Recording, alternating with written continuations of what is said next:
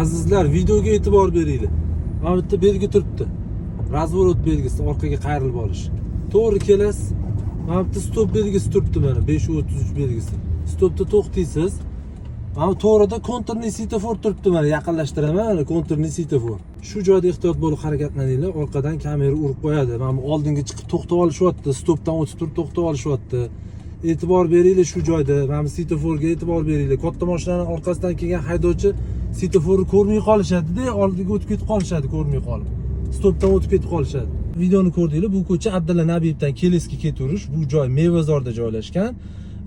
Boshida ko'rsatdim, razvorot belgisi turadi-ku, bu razvorot qilish belgisi chapga burilishi taqiqlaydi, qoidada taqiqlaydi.